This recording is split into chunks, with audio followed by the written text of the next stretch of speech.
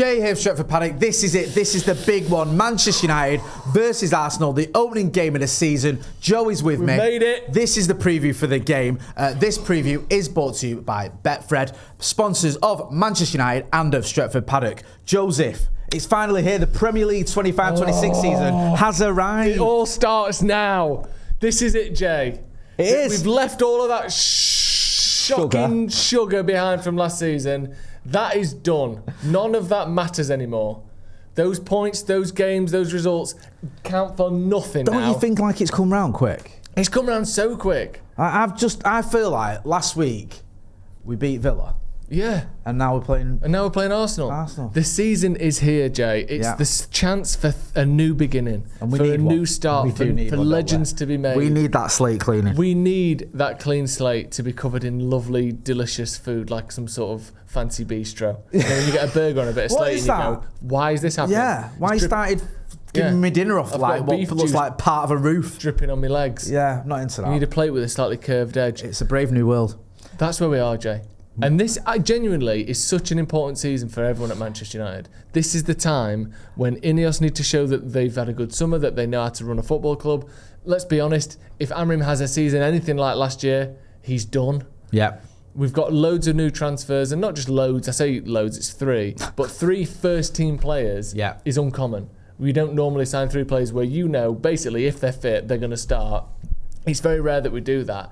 There's a lot of people whose careers and whose time at Manchester United and just the general feeling at United are relying on a good season this year. Yeah. Really, really important season. No, you're right. And it is a rarity that you've brought 3 players who undoubtedly, like you say, if they're fit, they start. Yeah. Sometimes you might get, like last season when we brought in the likes of Mazraoui and De Ligt and Zirkzee and Ugarte, you think, well, they could start. You know, there's a debate there. It wasn't set in stone. It wasn't certain. There's no doubt that you expect Benjamin Sesko, if he's fit, to start. Same with Brian Mbeumo and the same with Matheus Cunha. Yep. Obviously, Diego Leon's been brought in, but he's one for the future. That is huge. And it's huge to replace an entire section of the team. Yeah. Because usually you might buy a midfielder, a defender, a winger or whatever. We've gone, right, we weren't scoring enough goals. Let's have a new attack. Unheard of. I've never seen that before. It's literally unheard of at Manchester United. You were looking at it, weren't you, the other day, and it's like the 70s or something. But even then, it wasn't the same because they weren't all brought in to start. Yeah. It was like 3 attackers, but realistically, it wasn't like you guys are going to be playing week in, week out. I don't know if we've ever done this before. No, it does. I mean, we've had big windows before where we've brought in players that, I remember the one under Fergie, everyone goes on about, where it was like Tevez and Nani and Anderson or whatever, but it wasn't Hargreaves. It wasn't like all of you straight into the first team in attack or in one position. No. So that is one of the reasons why, I ain't gonna lie to you, I'm getting a little bit giddy. Yeah. I'm getting giddy for the season, and I'm actually getting a little bit confident for this game, which worries me. It is a fresh start. Yeah. A fresh start for Ruben Amorim, but it isn't really. No, like do you know I where I'm before, coming from? Yeah, it's a fresh start if things start going well.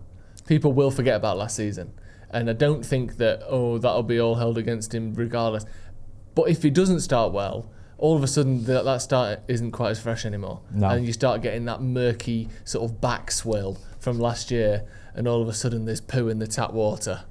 I don't really know where I've gone with this. It always ends up with you talking about poo in the tap water. I know. No matter what the topic, obsessed with it. This is where we always end up. But if he starts well, it's all forgotten. If not, he'll be gone by Christmas. And I think he knows that. And I don't mean to be like, I'm not going to be sat here calling for Ruben Amorim's head. I don't think I've done it with any manager that we've had since I started doing YouTube. I'm not going to start doing it now. And not because I'm just going to back the manager no matter what. I think he's a fantastic manager. And if he doesn't work at Manchester United, I don't think it's because he isn't good enough. I think he's more than good enough to push us right up the table. We need a setup that works. I feel like we have one. The only thing that I worry about, how do injuries play in? How will some of that sort of mental scarring from last season play in? Will we get that midfielder over the line before the end of the window? But I think, it's a fresh start for a lot of players. They've just got to do it. They've just got to win it now, like win games now. It's easy to have a good pre-season, good transfers. Everything's been a bit optimistic around the ground, the media, us, everyone. You've got to win now, though. You know, all of that goodwill doesn't last forever if you don't actually go out and win some football matches. I completely agree. It's true, and we all love him. Like you've said, personality-wise, we saw him on tour. He has the crowd in the palm of his hand. I like what he said after the Villa game. He said, "Look, when I arrived here, we won a couple of games, and we had a decent sort of start." He said, "Look, a storm is coming."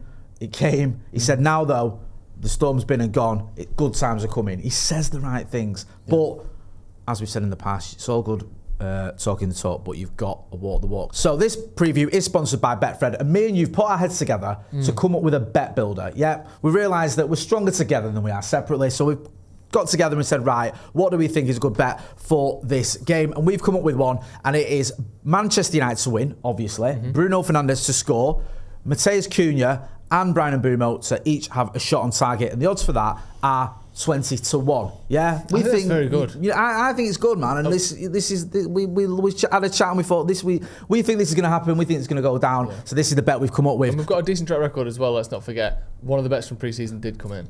yeah. Do you know what I mean? It did. Yeah. So, do you know what?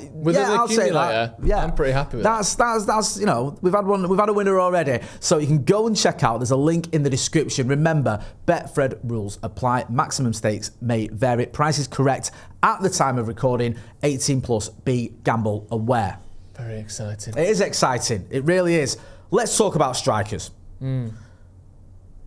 Oh, got Victor Gyokeres, have you? Oh, nice. Sozard. Well, we'll just go out and get Benjamin Sesko. Yeah. That's how we roll. He scored 40 fewer goals last season. Eat shit. Yeah. Wait.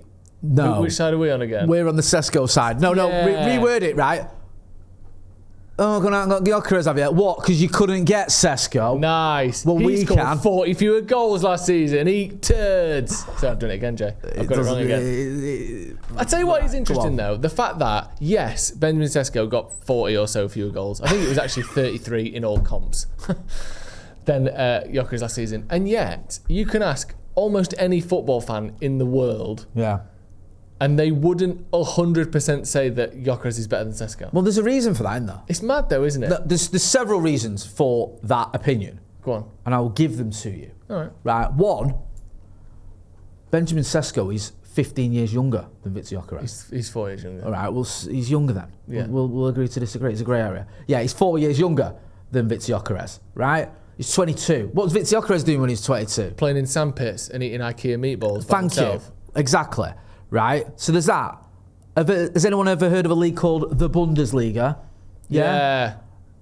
Notably more difficult than the Portuguese league. Good no point. disrespect to the Portuguese league, but let's be honest. So yes, he scored fewer goals, but he scored them at a higher level. And also, let's add a bit more nuance as well into this. Go on. Not the way that Gyokeres scored his goals. He relied on physically dominating centre-backs and teams. Anyone can do that, mate. But kind of they can. Like, he's not 6'5", 6'6", or someone that is absolutely jacked and stacked. Yeah. He's 6'1", quite quick. Pathetic. Yes, he's quick. I'm not saying he's slow. He's not rapid. No. He's not dominant in the air. He's not that strong. Nope. I think, yes, obviously, I'm not saying that, defenders in the Portuguese league are diminutive little sort of sparrows that you can toss around at your whim. But they aren't Premier League centre-backs. There isn't the athleticism, the sheer size and scale. If you want to come to the Premier League and try to bully defenders, that is a lot harder to do. It's his specific sort of striking style that seems even less likely to translate to the Premier League. Yeah. Do you know what I mean? There's more than one way to be a player. He does it in a way that is the most difficult to do in England. Yeah. So to try and bring that, I think that's obviously where people have got an extra level of like, you're playing in a league that's arguably easier than the Championship, and your big thing is physically overpowering people. You're not big enough to do that in the Premier League. No. That would be my worry as an Arsenal fan anyway. I agree. Can I just ask, have you stopped tossing around diminutive little sparrows on a whim? I know it was a bit of an issue for you. Have you packed it in now? It's an ongoing court case. I cannot comment at this time. All right, time. fair enough. It's weird. Do you remember when Jose Mourinho arrived at Manchester United Football Club and some bloke called Pep Summit went to City? And I think if you'd have asked any United fan at the time, who's got the better deal here, who would you rather have? I think almost every United fan was going, Jose, won the Premier League. Yeah. Much better. He's got a pedigree. You know what I mean? He's won the Champions League in different countries, much better. Any City fan would have said Pep. And I think there's an element of that with Gyokeres and with Sesko. I think United fans are happy with getting Benjamin Sesko. And I think that actually, this makes more sense for us. And I think Arsenal are probably looking at going, we would rather have had Gyokeres. Yeah. I think, and yes, there's a little bit of bravado in that and a little bit of, well, he's our player now, so I'm going to say that. But I do actually feel that it kind of suits each team what they've got. Yeah. And I feel like I'm buzzing with Sesko. One of the reasons I'm buzzing is I didn't think we were going to get him. Yeah. It sort of came out of nowhere, didn't it? And happened very quickly. And, more power to him. I'm looking forward to seeing him playing against Arsenal. With all that being said then, let's do our predicted 11. These are the teams we think Ruben Amorim, that beautiful man, is going to pick for the visit of Arsenal. Joseph, I'll start with you. Yes, so here we go. I'm just going to jump to the sort of, I think a lot of this, the centre-backs, I've gone big. I've gone De Ligt and Maguire over the likes of Heaven. I think that we're going to see size and sort of physical box presence. Yeah, man. We know Arsenal likes scoring from set pieces. We mentioned before, Gyokeres likes to think he's a bit of a bully boy. I think you took De Ligt and Maguire on him, and a lot of that is nullified, especially the aerial threat. Gyokeres isn't particularly good in the air, although he did score in pre-season in the air. Wing-backs, I have gone Ahmad because we mentioned a couple of games ago, I wasn't sure about him or Dalot just for this game, but because it's De Ligt and Maguire, I've brought him in. Midfield, I've gone a little bit interesting. I've gone Ugarte and Casemiro. Now, that's not necessarily because I think that's our best two, but A, he did play that a lot last season. He did play that, with one of them usually getting subbed off later in games. But B, the main reason I've done that is because I don't think Benjamin Sesko is going to start. Okay. Just for this game, I don't think Amorim will want to have his first minutes being as a starter when he's not played anything yet. Right. I just think it's a fitness thing, an integration into the team thing. Obviously, like we said before, when everyone's fit, they're all going to start that front three. But I think that means Bruno has to go forward. I've got Cunha and Burma up there. And then I think Ugarte and Mainu was a little bit exposed against Everton and their high press. I think he wants someone with a bit more of a sort of an older head in Casemiro, and also he can read the game defensively a little bit better than Mainu at this current stage of his career. I'm not 100% certain, obviously none of us are certain about anything. I just think he's going to go safe, and I think he's going to go with experience, so I've gone Casemiro and Ugarte in there. But, if Sesko's fit, that can all change. Who do you reckon? I get that starting lineup as well, and at the time of recording, we're not 100% clear on the goalkeeper situation. We have to mention that because you've gone with Bayndé, I've gone with Onana. Obviously, we'll find out nearer to kick off who's going to be available. Everything you've said makes a lot of sense. I'm not saying it's like I'm sat here going, I don't know about that, I can't believe that. I do worry about Casemiro. I do think that I almost feel as though even last season now doesn't count. Because I feel like you get to a certain age of play, it's like, okay, towards the end of last season we saw some good games with Casemiro, mainly in the Europa, but does that count for anything this season in the Premier League against a team that finished second? I'm not so sure it does. And I worry that Casemiro, this might be genuinely a season too far for him. I agree. I do. I think that's it. I get the experience thing. I get the presence he's got. I get the sort of way he talks to his teammates as well. You can't underestimate that. And he can pick a pass. And he's good at set pieces in terms of getting his head on things. Yeah. I just worry that midfield for Arsenal scares me a little bit. Odegaard, Zubimendi, and Declan Rice. They've got a bit of everything in there. And especially Declan Rice, the way he bullied us at times at Old Trafford last season, it was horrible to see. So I don't know if I trust Casemiro, but I get your point. Anyway, I've gone with a back three of Yoro, Maguire, De Ligt. Across the middle, I've got Patrick Dorgu, who's our player of the pre-season, in my opinion. Bruno Fernandes and Manuel Ugarte. Manuel Ugarte's got to step up. He has got to step up this season and this game. We need someone who can do. When Ugarte's on it, he's exactly what we need for this game. The trouble is, he's had games where he's not been on it, and the biggest example of that is probably the game against West Ham, where the manager had enough of him to the point I don't think he started the game for us after that again, including he didn't even get any minutes in the Europa League final. Ahmad, wing back, who he's been used as a 10, he's been used as a wing back. I think he can play at wing back, and I think he will. I've gone with the new signings up top. I've gone for it. I think this is such a big game. And I think Sesko will be chomping at the bit.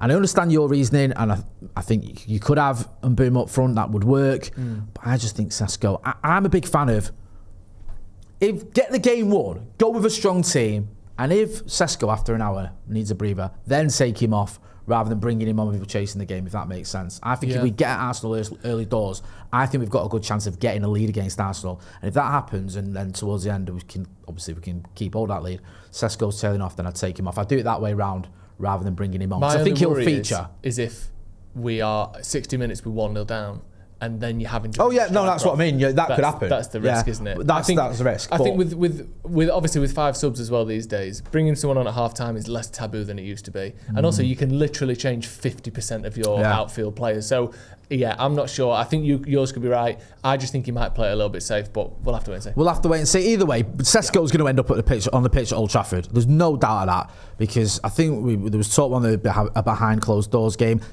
to get him up to speed, to get him ready, and to see where Andre Onana was as well. Get involved in the chat in the comments. Let us know what you think. Do you agree with Joe? Do you agree with myself? Or do you have your own opinion on it? Who do you think is going to start for Manchester United against Arsenal? And before we get to Arsenal as well, I'll give you a little reminder. Don't forget, as always, film yourself in landscape like that. 30 seconds, score predictions, send them to paddockmatchday@gmail.com, and you can be part of the pre-match build-up for the watch-along. Joseph, Arsenal, pathetic. They've made a few signings, haven't they? They've got Madueke in, they've brought Zubimendi, they've brought Gyokeres as the sort of the main guys. They've got Mosquera as well, I think, is sort of highly rated youngster. And obviously Norgard, who knows how much he'll play. I know this is going to sound ridiculous. It won't. Nothing you says sounds ridiculous. So I sort of want them to have a decent season. Obviously, it can start game week 2, but it looks like it's City and Liverpool who are going to be the strongest other teams in the league this year. Yeah. I don't want them to crumble and capitulate, because then one of our even bigger rivals gets to win the Premier League. So horrible, isn't it? This has been the story of our season for the last 4 years. It's embarrassing that we almost have to support Arsenal a bit. Yeah, because Arsenal else winning the league will be horrible, but they'll be a lot more bearable than City winning and 6 out of 7. Oh my God, Liverpool getting to 21 would be minging. I mean, obviously, before anyone even remotely says it, we want United to win the league. Don't start being daft. But if United don't, then the least egregious likely option is Arsenal, innit? Yeah, absolutely. But I do think that there is weaknesses that they have. I think over the last 2 seasons in particular, they've got less creative, they've got less adventurous, they're relying more and more on sort of using the first half to sort of feel teams out and trying to win the games in second halves. I think, look at when we played them, even at the Emirates. I know we ended up losing that game, I think, or in the FA Cup we didn't. But they spent the first half letting us have the ball. And then we're going to beat you toward the end of the game from a set piece. You run out of luck doing that. You can't rely on that. I think they've lost a little bit of that sort of swagger and kind of upbeat confidence that they had. I think Arteta's sort of energy and, emotional side, I think that's kind of bogged them down a little bit. And I think if they don't get some of that back this season, they're not going to have the freedom to, handily sort of toss teams aside like they used to. I think there's a lot of last-minute, panicky, nervy fixtures with them. And if they start the season anything like that, I think it's going to be a City-Liverpool 1-2. Do you know who they remind me of? Go on.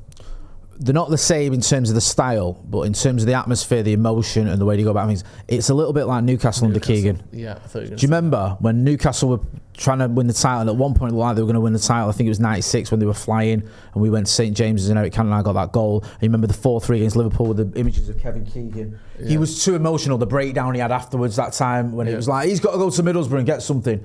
Like, there's a bit of that to him. We were talking about this when we were doing our Premier League predictions, you need a bit of calmness, you need a bit of almost like that machine element to you. Like, Slot came in, unfortunately, and Liverpool just got into his winning ways, and he was pretty stoic. He wasn't like getting too giddy or carried away, and it felt like they were just winning every game without too much drama. Even Pep in the past has been pretty chill. I know he's gone the other way where he's scratching his face off and all the rest of it, but City became like that sort of just juggernaut, didn't they? With Arsenal, it's like that. Yeah. It's like everything's like either amazing and we're the best team in the world, or everything's dreadful and everyone's against us and let's just have a meltdown. You can't win titles like that. And you might go, what do you know about winning titles? I've seen my team lift 13 Premier League titles. Yeah. And yes, Fergie did get emotional, but he knew when to do that, when to rally the troops, when to circle the wagons and all that stuff. And it isn't every single week, which is what Mikel Arteta seems to do. Joseph, with everything you have said and all your knowledge, first one of the year, give me the score prediction for Manchester United versus Arsenal in the Premier League. If the team that we see is my predicted 11, which we see, I don't think we'll win. Okay. I think we'd need a bit more going on than that. Right. But I think that the manager might feel as though he has to pick that team. Yeah, I understand your thinking now. If that's the case, I'll say 1-1. If it's more like your team, if Sesko is ready to go and he's been smashing it in training and we play him, I think we'll win the game, and I think we'll win the game 2-1. Okay. I'm gonna be on the side of optimism and say 2-1 to Manchester United. Yeah, I think we'll win the game. obviously. I think Bruno Fernandes will score. Yeah. And I think that we'll take it to them from the offset. I think the crowd will be well up for it. Yeah, I'm looking forward to it. It's all on you, that, Jay. Yeah. I'll be here for the watch. No, well, listen, whether you're here in the watch along, at home watching it, everyone's going to be getting behind them. Yeah. But I'm looking forward to it. I'm going to go... I think there might be goals in this game. I'll go 3-2 United. I think there's going to be goals. It's going to be all happening. I think tackles are going to be flying in. Shots are going to be flying in. I think it's going to be a right sort of barnstormer, but I think Manchester United will prevail. Get involved in the chat in the comments. Let us know whether you agree with myself or Joseph when it comes to score predictions. Let us know what you think about Predict 11. Send in your score predictions to paddockmatchday@gmail.com as well. Don't forget to check out Betfred. There's a link in the description. You can also check out our bet builder, which was United to win, Bruno to score, Mateus Cunha and Brian Mbumo to have a shot on target at 20-1. Do remember, Betfred rules apply. Maximum stakes may vary. Price is correct at the time of filming. And 18 plus, be gamble aware. Joe, you're going to be here for the watch along? Can't wait. I can't wait. Absolutely Looking forward can't to that. wait. This new season, new me. And also, we're going to have loads of reaction after the game as well, because we know that this is a massive game. So make sure, if you're not doing so already, you are hitting like, share and subscribe. That's been Joe Smith. I've been Jay Motti. This has been the preview of Manchester United versus Arsenal. It really is the big one. Thanks for watching.